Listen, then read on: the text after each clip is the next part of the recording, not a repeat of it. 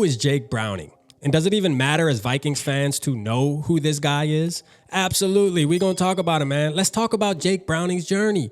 Coming from Folsom High School, man, this dude was breaking records in high school. 229 passing touchdowns in the air and 13 on the ground. Okay, after he dominated in high school, what did he do? He went to Washington, the Huskies, man, for the ones who don't know. Listen, started as a true freshman.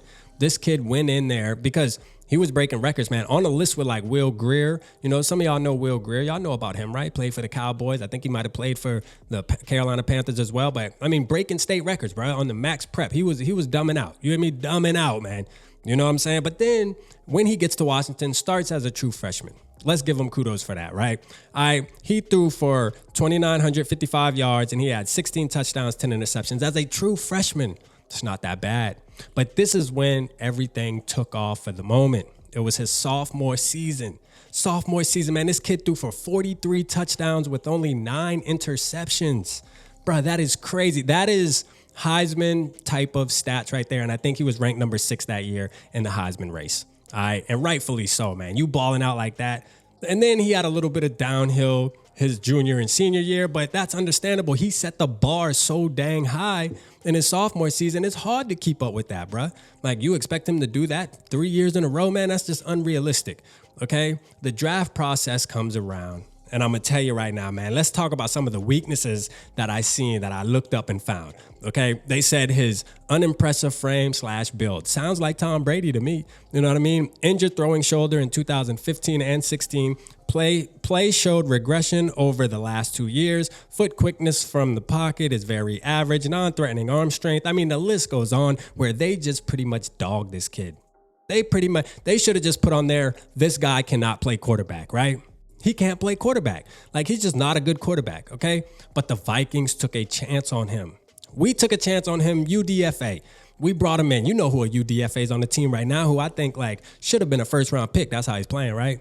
My boy Pace Gang. But that's neither here nor there. We're going to talk about Jake Browning, man, and how we might have missed out on an opportunity as Vikings, right? But he gets to the Vikings, you know, plays a couple little preseason games, gets a couple throws in there, and one game in particular, where he throws a pick 6 to Patrick Surtain, who I think should be a Viking.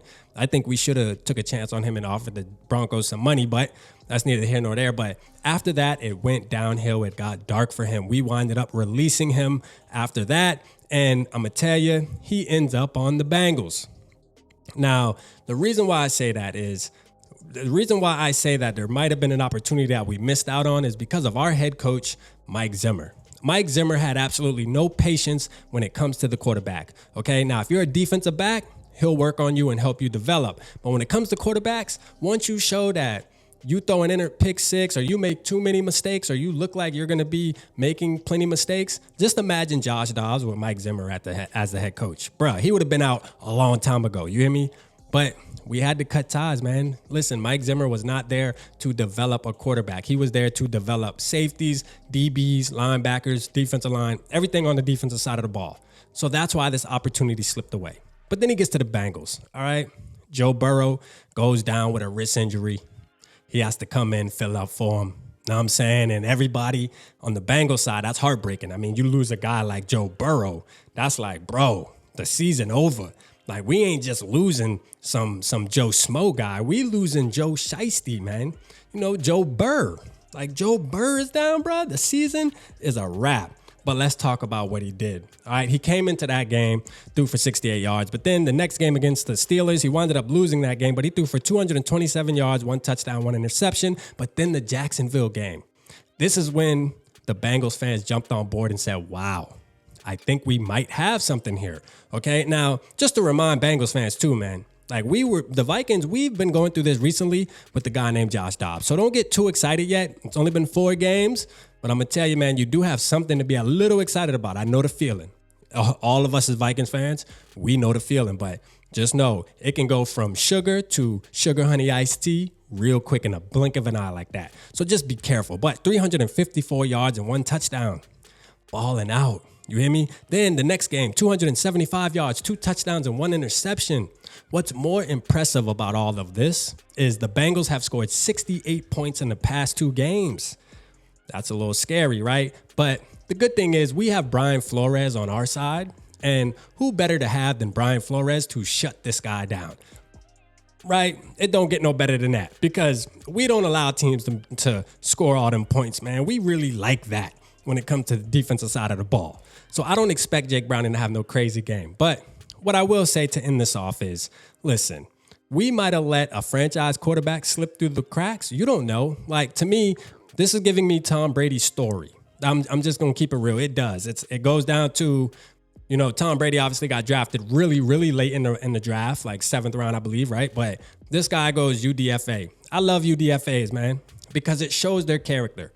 If you get knocked down, will you get back up and keep on pushing towards your dream? And I'm going to tell you, Jake Browning, shout out to the Bengals for seeing something. That's the difference when you have an organization that sees potential, because he moved up the ladder. He went from a UDFA, third string quarterback, getting cut, going back to a third string quarterback, and then winning the QB2 job. Hey, Joe Burrow goes down, he steps in, and now he's been playing very productive. Accuracy's crazy. I mean, throwing for 11.7 yards per attempt, bro. That's crazy, bro.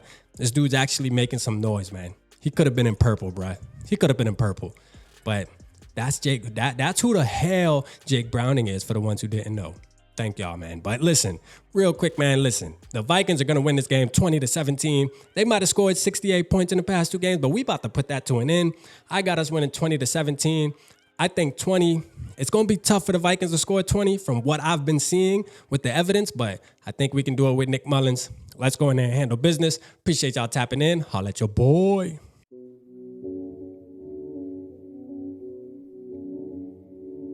Yeah, smooth summer. Who running?